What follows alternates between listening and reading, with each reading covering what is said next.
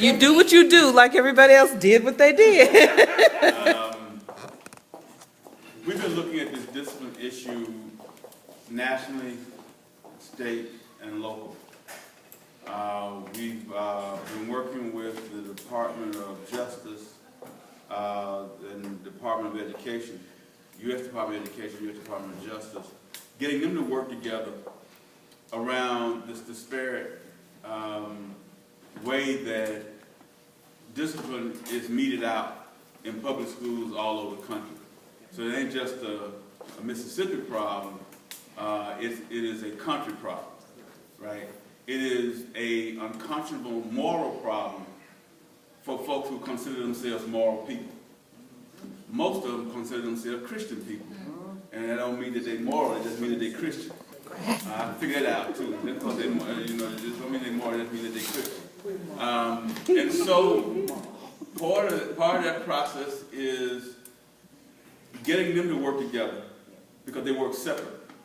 DOE works this way, DOJ works this way, and the question was, all of the problem was with that is students fall into the crack, right? Our students are falling into the crack and getting abused in the process.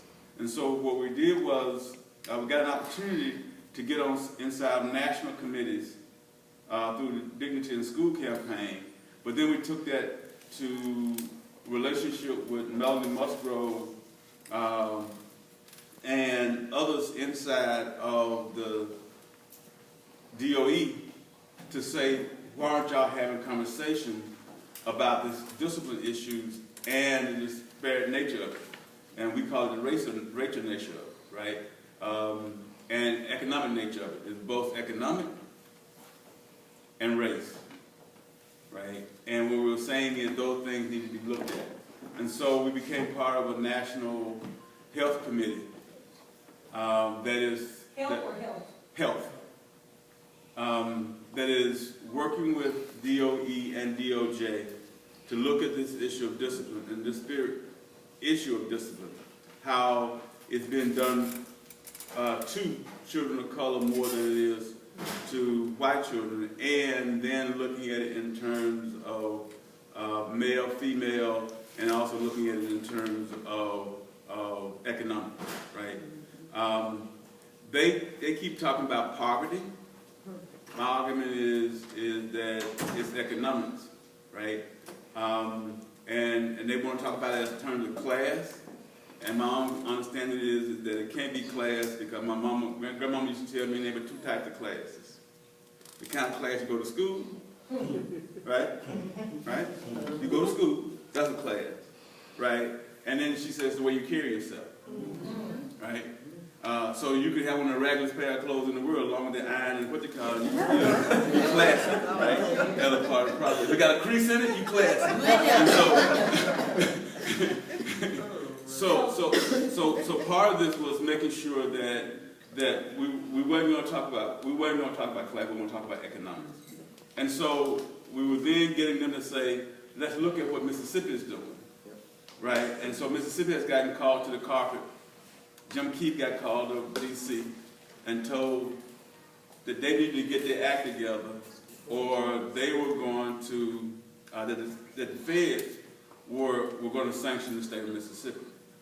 So under the sanction, they were talking about pulling all of the federal dollars, education dollars from the state as a part of the process. So next month,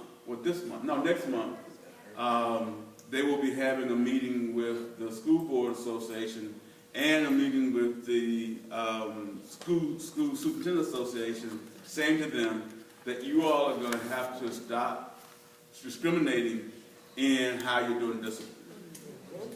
The state of Mississippi is not going to be sanctioned because y'all won't act like y'all supposed to act, right? And you're going to have to stop this discrimination as a part of the process. He's already given a preliminary discussion with the school board around the legislative changes to talk about that.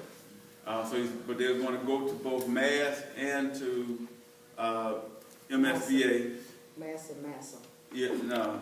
I ain't talking about Massa. That don't want to come out of my mouth. So Mass. Right, Mass is all I'm going to talk about. I ain't talking about So there's MAS, Mississippi Association of School Superintendents, right? And then MSBA, which is Mississippi School Board Association. They're going to be making a presentation at both of those to lay out to them this new need to handle discipline in a fair and just way, right, as a part of the process. And so then all that then has to then go right back down to the local school districts at the local level, saying that y'all gonna do the same thing, and that y'all gonna have to now share data with advocates, right? You're gonna share the data, you're gonna move the process, and from our standpoint, that then opens up the whole process of now being able to have data that they've been holding and hiding, that they're supposed to make public to everyone as a part of the process. And hopefully it'll be a way that they now know that they can't be doing it the way that, in a discriminatory way, that they're going to be doing it differently. And that means that PBIS comes more into play. Because one of the things he said, y'all going to have to do tier interventions. Got to happen. You got to stop playing these games with that. You can't be throwing no children out of school. You can't be doing these suspensions. You're going to have to do what you need to do for every child in the school district. That for us is important work, right? That's what we got to continue to do, because our argument is that we got to work both nationally, state, and local to make the process work. It is this whole idea of going from policy to governance. That's it. Mr. Lee, you said meeting with School Board Association and who? School Superintendent Association. Thank you. Yeah, that's the MAS folks. I don't know who the other folks you talking about, the master. I don't fool with that.